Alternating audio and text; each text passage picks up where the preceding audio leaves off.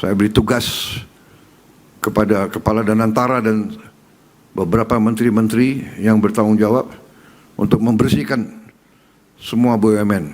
BUMN sangat banyak yang rugi. Sudah rugi, minta tantiam lagi.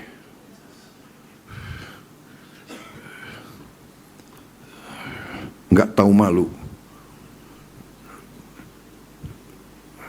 Dablek menurut saya. Dan saya beri tugas, jangan korupsi. Jangan kau cari kaya di atas kepercayaan ini. Direktur Utama Pertamina sangat strategis. Anda bertanggung jawab atas sebuah perusahaan $100 miliar.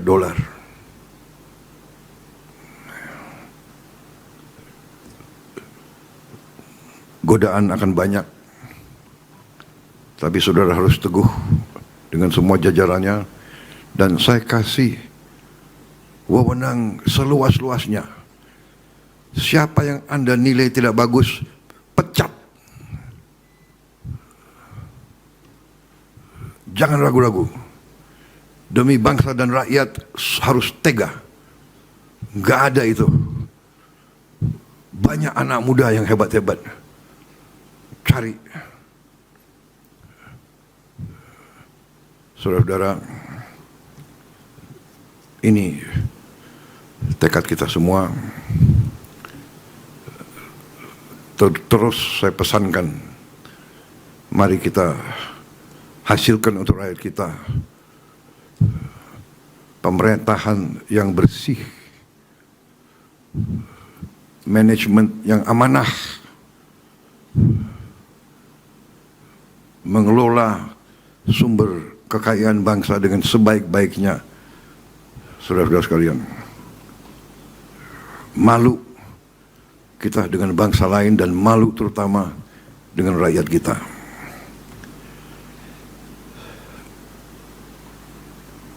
Praktek-praktek markup, penipuan. Markup itu adalah penipuan dan pencurian, mencuri di siang bolong.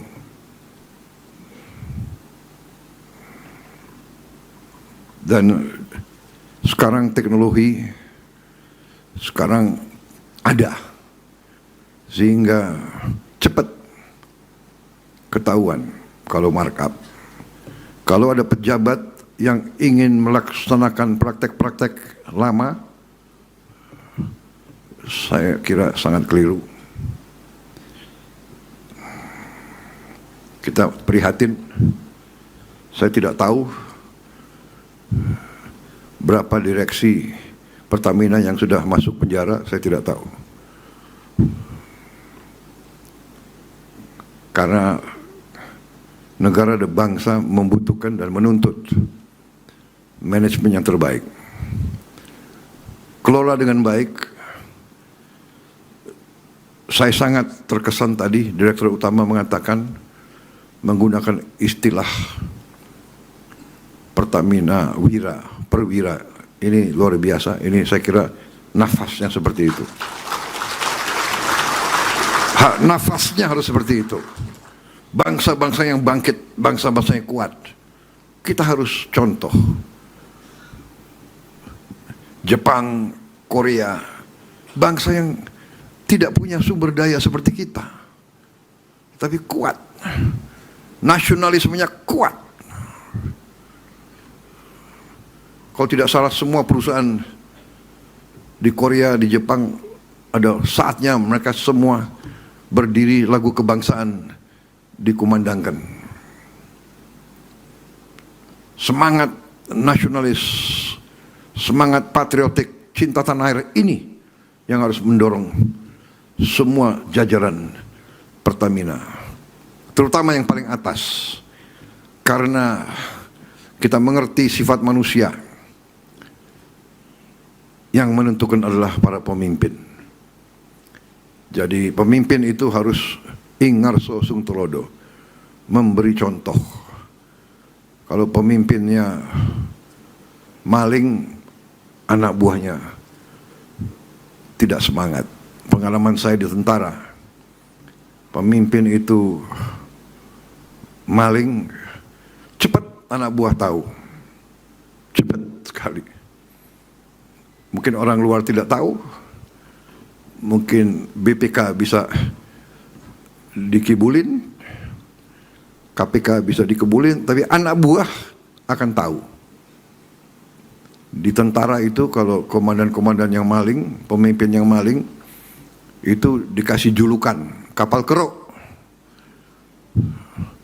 Dan seumur hidup dia akan membawa nama itu, kapal keruk. Pemimpin harus memberi contoh. Saya terima kasih semangat tadi, wira, benar. Ya, pejuang, kesatria, pendekar. Saudara-saudara, perang kemerdekaan ada beberapa fase.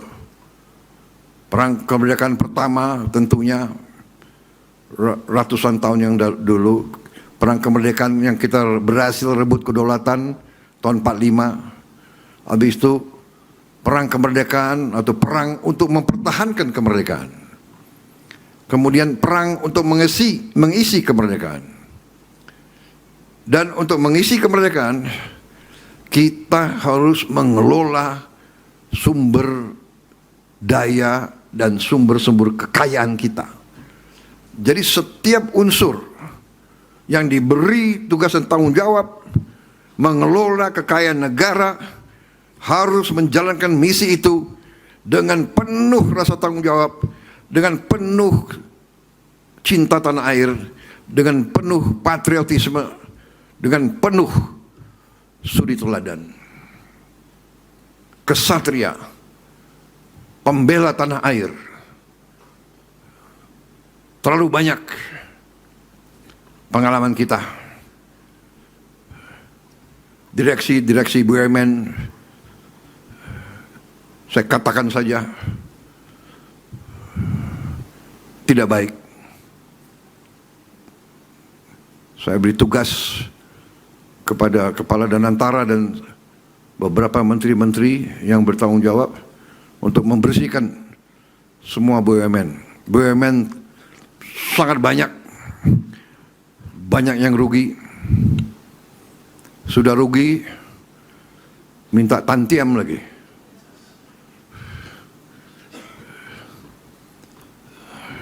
Nggak tahu malu. Dablek menurut saya.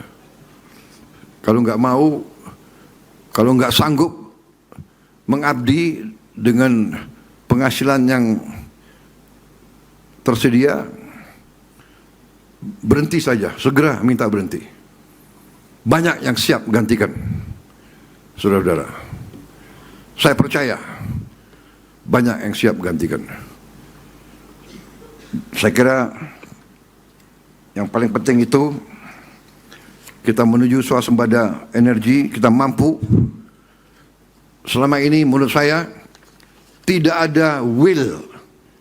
Selama ini banyak di posisi manajemen, di posisi kritis, membohongi atasan, menipu atasan, menipu presiden untuk mencari keuntungan pribadi. Sekarang harus hentikan seperti itu. Kita harus benar-benar menjaga